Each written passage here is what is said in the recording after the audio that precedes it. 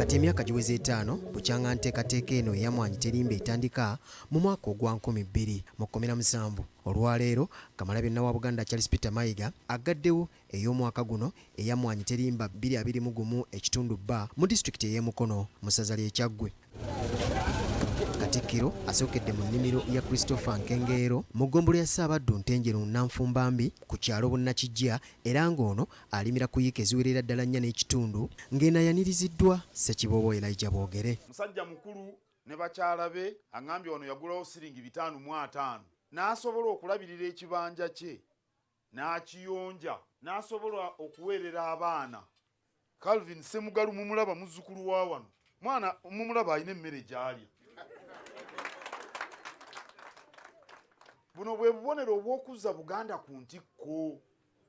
Si mmotoka mwe tutambulira, si bizimbe bimasengere, naye embeera y'omuntu atandikirwako mu Buganda. Era bino Kabaka bye bimuluma, kubanga omwana akulidde wano emikisa gye egy'okuba omuntu ow'omugaso minene. Alabi jjajja ng'akola ku ssomero agendayo, naye ajja kusobola okweyimirizaawo. Sebo nkwebaza olw'omulimu guno.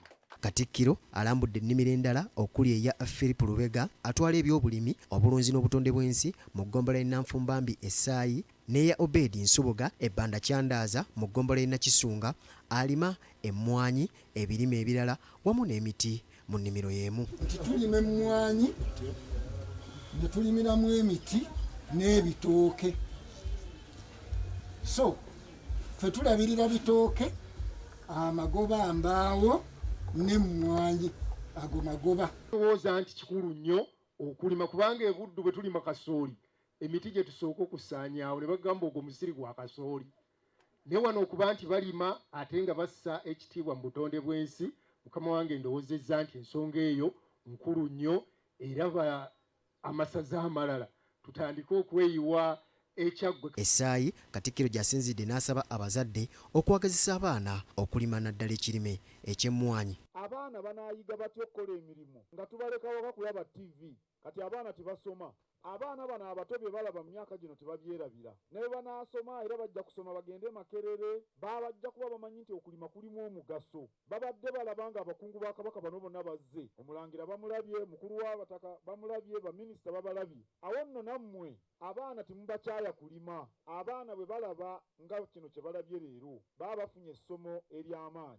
Omulangira David Kintu Wassajja asinzidde mu kitundu kino eky'Essaayi mu kulambula ennimiro ya Philip Lubega n'akubiriza abantu okwettanira okulima emmwanyi, kyokka ate bakole okuvuganya okuleetawo enkulaakulana mu bo. Abantu baffe ettaka weeriri kirabayo kyakwekwasa. Toyinza kukaaba bwavu nga tolina gw'obanja, tolina ky'otunda. Naye beerako n'emmwanyi ne ffene, obufene n'akulema okusimba ffene oyo gwe kwata ensigo teekakaawo. Bw'oba tasasi ffene, omuyembe nagwo kwata ensigo teekakaawo ng'enkuba ezze obeeko ne kootunda. Naye tolina mmwanyi, tolina ffene, tolina muyembe, wiiri Katonda oba oyinza munenyaaki.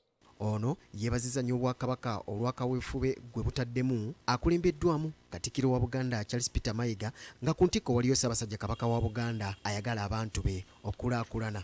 Mu ssaza lino ery'e Kyaggwe, Katikkiro era asisinkanye abaami wamu n'abakulembeze b'Obwakabaka abali mu ssaza wamu ne gavumenti eya wakati, n'abasaba okuba obumu nga baweereza abantu, kyokka ate baleme kuba boogezi wabula bakole ebyo bye boogera. Sooka nga mmaliriza mubeere bumu nga bwe ndabye wano. Bwe ndaba Reverend Peter Bakaluba Mukasa ne muganda wange Johnson Muyanja Ssennyonga ne Kayondo Fred Kayondo omulangira ava mu Ssekabaka Kiweewa nga batudde wano tuwalimbira nnyo.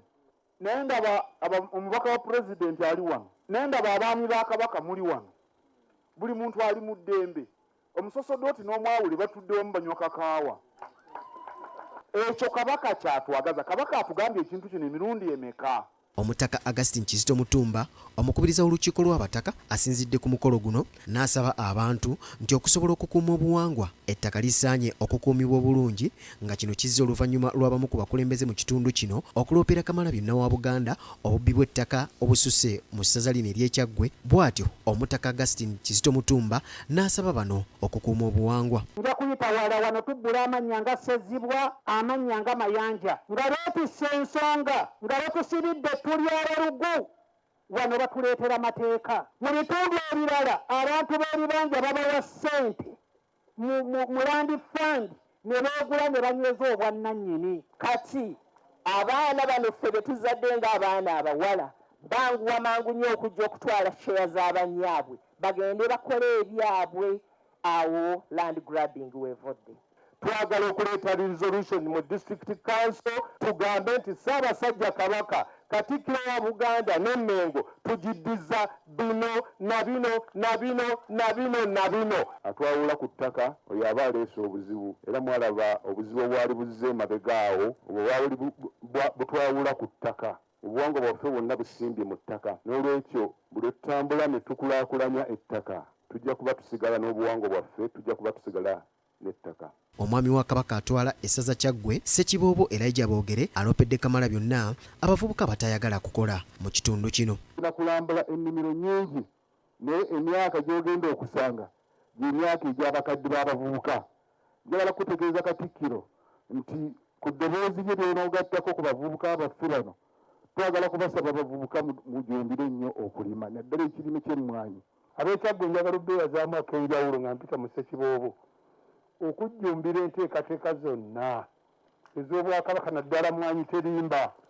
Kamange nga bw'akutegeezezza Kyaggwe yemu ku masaza omusanvu ku twasookedde okutandika okukola emmere z'Obwakabaka. Abalimi abalambuddwa okujjako okusiima Obwakabaka olw'enteekateeka eno eya Mmwanyi Terimba bagamba nti bakwongera okulima n'okusikiriza abalala okwenyigira mu nteekateeka eno eya Mmwanyi Terimba. Ow'omu mbuga abadde awerekeddwako baminisita okuva mu Bwakabaka abavunaanyizibwa ku bulimi n'obulunzi okuli Oweekitiibwa Mariam Mayanja Nkalubo, Oweekitiibwa Hajja Miss Kakomo nga n'omwogezi w'Obwakabaka Oweekitiibwa Noah Kiyimba era nga ye minisita w'amawulire ne kabineeti, naye enteekateeka eno agyenyigiddemu. Abantu abalala babaddewo be bavunaanyizibwa ku kirime ky'emmwanyi mu Buganda ne gavumenti eya wakati aba Bukadef ne UCDA n'abantu abalala abadde bazze okwongera okumanya ku kirime ky'emmwanyi. Njagala okulangirira nti kaweefube wa Mmwanyi Terimba 2021 mugaddewo. Mark Jackson Kasule, BBS Terefayina, ageesigika. Likayo Mark Jackson.